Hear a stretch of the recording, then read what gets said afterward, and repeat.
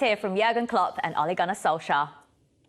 A performance needs to consist of 90 plus minutes of attacking and defending, and definitely when you play against a team in at the level of Liverpool at the moment, they're on a great run of form, some individual skills that you cannot almost defend against. But as a team, we have to be compact, we have to be aggressive, we have to go out there and give every single drop of nous, knowledge, strong mindset. Prepare the team.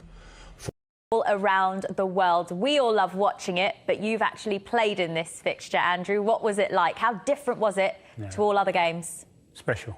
This game for obviously the Manchester United fans and the Liverpool fans, I think this is the game that both set of fans and players look forward to, and in the history and tradition between both teams.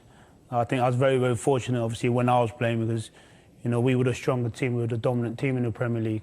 You know, we always seem to come out the winners, but it's changed.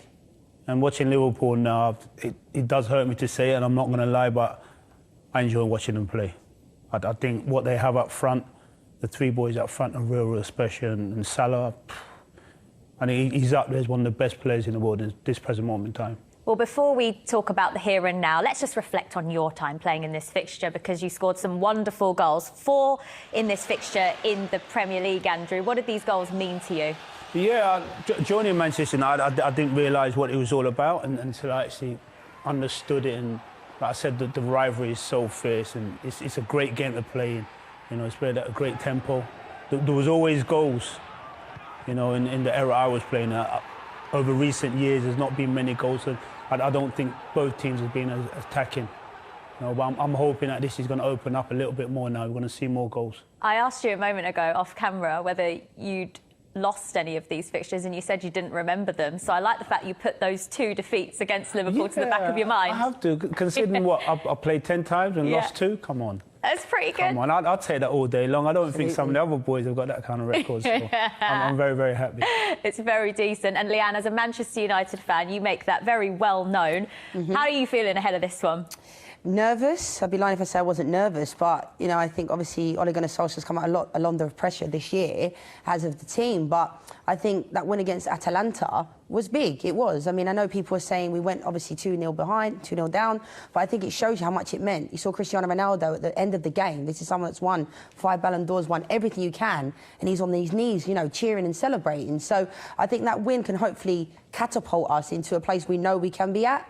You know, but Liverpool, especially the fact that it's at Old Trafford, that makes me feel a little bit more, you know, optimistic. But I do think we can pull off a result, I really do. Liverpool are playing better. No one's denying that. You know, I think Mohamed Salah is the best player in the world at this moment in time. I really do. As Andrew said, as much as it pains me to say it, I respect quality football, and Liverpool are playing that, whether it be Mane, Salah, Jota, Firmino, unbelievable at the moment. So I'm a little bit nervous, but I do think Ole Gunnar Solskjaer seems to be able to come alive, and we seem to be able to come alive when people least expect it. I think people expect us to lose these next games against City, against Leicester coming up, Atalanta home and away. I think people are setting it up as if to say we're not going to win, whereas I actually still have the faith.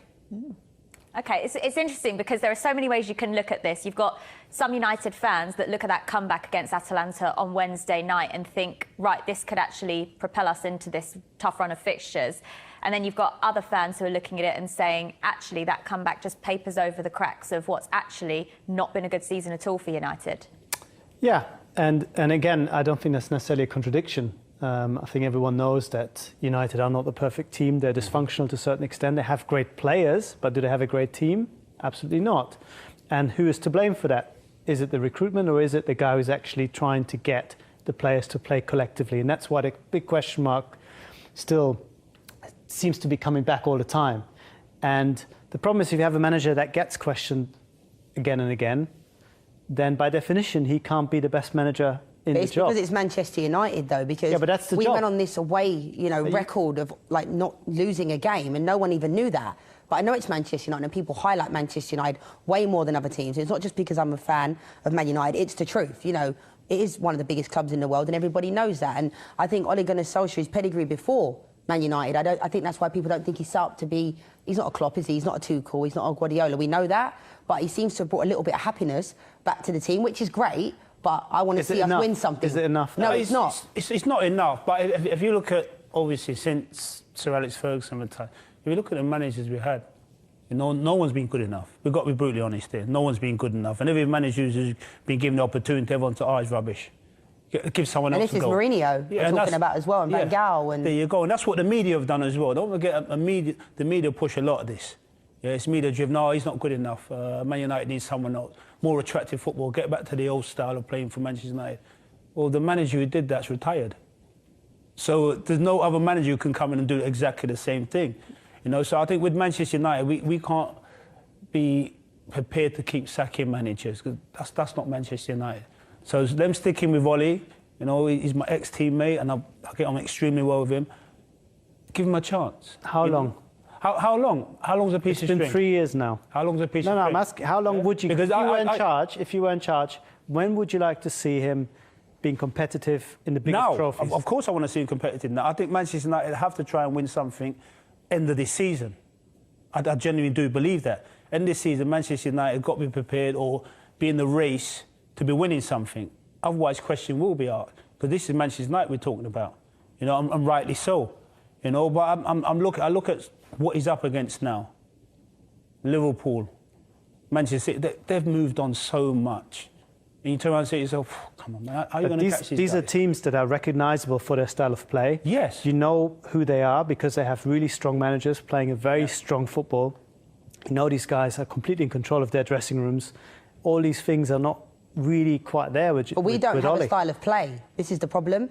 And I said this about other teams. You look at a West Ham, and I'm not comparing us to West Ham, but any player that comes in, or a Leicester, they have a philosophy, and you know how they're going to play. Even Everton, having a new manager come in, you can see what they're doing. Manchester United are inconsistent, and so is my opinion of Ole Gunnar Solskjaer, because 1 minute, I never want a manager to get sacked, and I think the fact that he is a club legend, I think it does play a factor in it, but it's almost like somebody needs to make that decision, similar to what Chelsea did with Frank Lampard. It's either make the decision to get rid of him or keep him and back him, and they've given him a new contract. I know what you're saying there, but being in the game and understanding the game, managers don't bring you success. We're talking about Pochettino. If he comes in, he'll do this, he'll do that. What did he win at Tottenham? Yeah, it's not guaranteed. No, but nothing's guaranteed. He's been there for 3 years and we haven't won anything. But has there been progression? Potentially, yes. We come second in the league last year. But I think people expect Manchester United to just blow teams away. And I think I've had to have a word with myself because we're not Manchester United of old and Arsenal are not the Invincibles anymore. Yeah, I think sometimes, but I think as Manchester United people, we look at things through blinkers as well. We think, right, we're going to dominate and every team's rubbish. No. Yeah, I know. It's not like that Football's anymore. changed. You know what I mean? So we've got to look at him. We've got to be brutally honest with ourselves and turn and say, that's the level we need to get to now. If it's going to be with Ollie, we hope it will be. But if it's not going to be with Ollie, who can it be? What manager are out there to say, all right, we're going to give him the post and he's going to take us forward? But do you guys think, though, if it was like another manager in charge, so if a Klopp or a Tuchel or a Guardiola was managing this team, do you think it would be better? Different. We never know. These are all ifs and buts. What do you think, Rafa? Huh? From an unbiased perspective. I think that if you're up against the best managers in the world, you need to have one of the best managers in the world. Yeah. That is the bottom line. I hear that, but if you can't get one of the best managers in the world, what do you do? Well, I think United can, because they're hugely attractive. They have lots of money. They can have fantastic players. Some of these players are amazing that they have in the team. Yeah. But as a collective, they're not performing nearly as much. And you look at every single player and you think, are they performing to their real potential? How many of them can you really say they're performing to their real potential? Then look at Liverpool. Player by player, a lot of them wouldn't be that exciting if they're just by themselves. Fabinho, Henderson, Robertson came from Hull. But they've been lifted. Been lifted. But they had a plan, though, didn't they? By the collective. They had a plan, and I think Manchester United made really poor decisions in the last 5 to 10 years that are affecting us now. You look at the sign of Donny van der Beek. It's like, why did we get him from Ajax if we were never going to play him?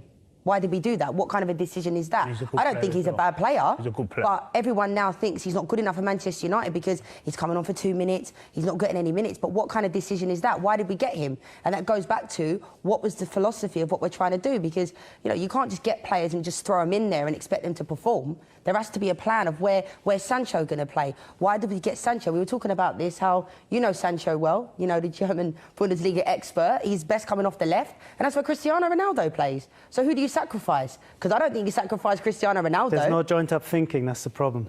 And I don't think there is, as you said, there's no strategy. Yeah, I think at the moment, it hurts me to say, I think it's a bit of round hole square pegs. We got loads of talent, and I mean loads of talent. But how do you try to fit all that talent in? Well, that's the difficulty that Ole Gunnar Solskjaer has, isn't it? Because when you've got Cristiano Ronaldo and Sir Alex Ferguson tells you you have to play Cristiano Ronaldo, that's what you do. Let's hear from the man himself.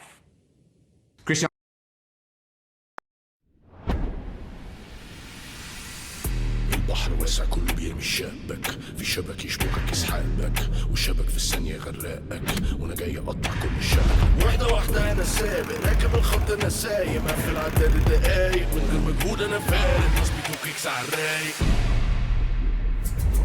ما بستناش وبتصل على دقايق بفتري لا لا لا مفيش مكالمة تنتهي مفيش وحدات بتختفي لا لا لا. Cristiano, great to see you. When we chatted after that Newcastle game, you were on Sky High. What's it been like since? Fantastic. I'm very happy, to be here in Manchester, and I'm here quite 2 months already. It's good. I'm still adapt, new stuff, new language, new football, Premier League, the new players, the new system, the new weather. But it's still good so far. And the roller coaster that is Manchester United. When you win, it's there, and when you're down, it's a disaster. Exactly. You remember that? Yes, it's the criticized always gonna exist. You play in one of the biggest clubs in the world, so it's happened. But we have to deal with that. We have to be able to accept the criticism because Manchester is like that. It's always spurred you on personally. Do you get the feeling it's going to do that to this group? Yes. My second day with the group, I had speeches in a hotel that I said that I'm so proud to be here. I see a huge potential in this club and these new players, this new generation. So I'm here to help, with my experience, with my goals, with the way I play. I hope to help the team to be in a top level. So this is why I'm here, to win stuff. Talking of winning stuff, there's a lot of football to be played between now and May. What would be success for you this season for United? Winning a trophy? Of course. The most important thing in football is to win stuff, in my opinion. And I think Manchester, they have to thinking like that. Will be difficult? Of course it will be difficult. We have a change, new players, new system, yes, but doesn't matter. We have to thinking positive. We have to believe. We have to be together.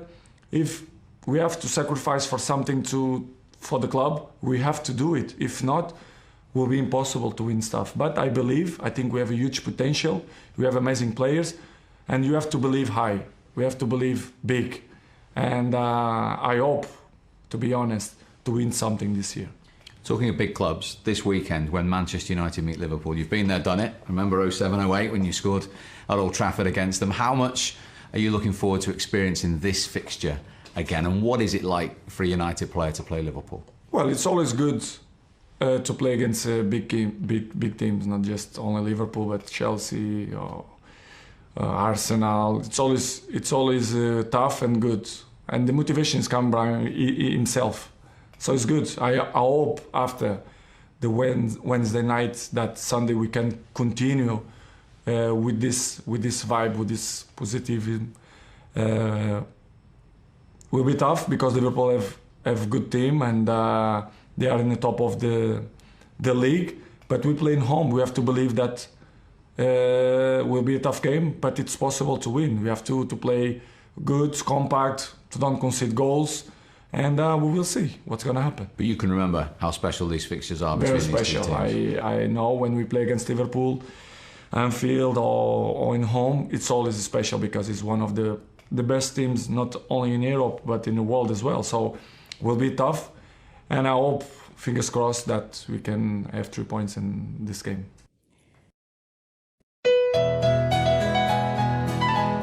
ناس كتير بتسأل هو أنا أعرف إزاي إن عندي كوليسترول عالي؟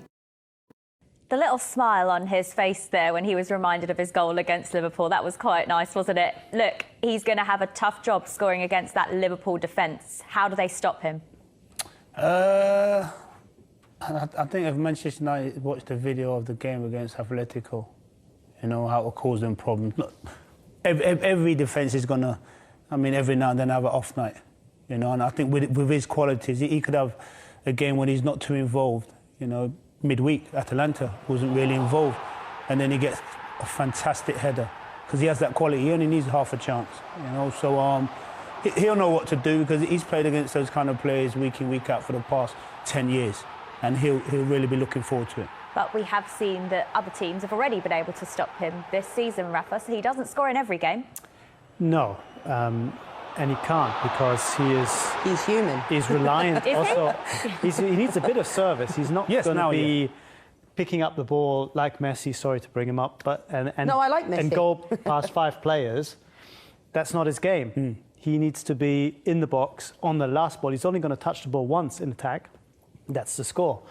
So if you can take the ball off United, and Liverpool, I think, will be pretty good at that, then you isolate him, and that's where the problems start. Because without the ball, I think you struggle when you have somebody who's just not prepared to work anymore. No, but I have a hard time with that, Rafa, because this is Cristiano Ronaldo, like one of the best ever players. I don't think we need to be sitting here talking about his... for no one. Right, but I know football's changed. You do have to defend. He does defend, but I don't think we bought Cristiano Ronaldo to track back. You know, we've got other players that should be doing that, so he can have the licence to do it. And what I love about Cristiano Ronaldo, we know he's going to turn up on Sunday. We know that he has that something different and extra. It's not a coincidence that he scored so many late winners in the game, is it? It doesn't just happen, because why is no one else doing that? He comes alive when teams really need him, and I'm optimistic he's going to come alive on Sunday. But I don't know if collectively we have good enough players around him that are going to show up.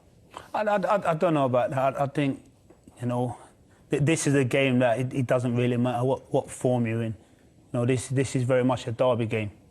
You know, Manchester United will be going into the game. Ronnie touched on it there. When you're at home, you're the home team. It doesn't matter who you're playing against. You've got to win your home matches. It's that simple. Liverpool, Arsenal, Manchester City, it makes no difference. You have to win your home games. Manchester United will be going into that game on Sunday believing they can win it. And for Liverpool, they have Mo Salah, who scored in 9 consecutive matches for the club. His consistency levels are just incomparable. He's on another level this season, Rafa. How does he keep pushing himself to get better and better? He's incredible because not only does he score these amazing individualistic goals, he also never misses games. He's incredibly fit. And that makes a huge difference, especially in the Premier League. You have so many games. He's so reliable. He can play 90 minutes every time, no problem whatsoever. And this is in a team now that have options with Jota to rotate a little bit. But right now, of course, there's absolutely no reason you would leave him out. He's just been in inspired form. It takes, obviously, ability and talent and all these things, but it also takes huge confidence to be prepared in the box to take the extra touch. And right now, he has it. Leanne, you said earlier that you think Mo Salah is the best player in the world right now. Why? I think you've only got to look at the goal he scored last week. I mean, when you're in a position where you can create something out of nothing like that, he had no right to score the goal that he did, and it was unbelievable. And when you're in form, you're in form. As we've seen, Harry Kane this year hasn't been in form, and everything Mo Salah seems to touch seems to be gold at the moment, and he's creating opportunities. And even last year, when Liverpool wasn't playing very well, he was still right up there, you know, for the golden boot. And I think at times, I'm not quite sure, I think people only this season have realised how good he is, which I question, because I think he's been consistent for the last 3 years, similar to a Son at Tottenham. You know, it's almost like some players just have to do a little bit more to get the respect they deserve, but he's in unbelievable form, and I am worried on Sunday for this. I'll agree there. You know, some players have to do that a little bit more to get the respect they deserve. And I think watching Salah over the last, 3-4 years, I think he's proved to everyone he's an unbelievable player. But now people are talking about him as if to say, oh, he's come alive all of a sudden. No, he's been doing that for years. But now he's getting the credit because some of the goals and his creativity and his running power, pace, everything,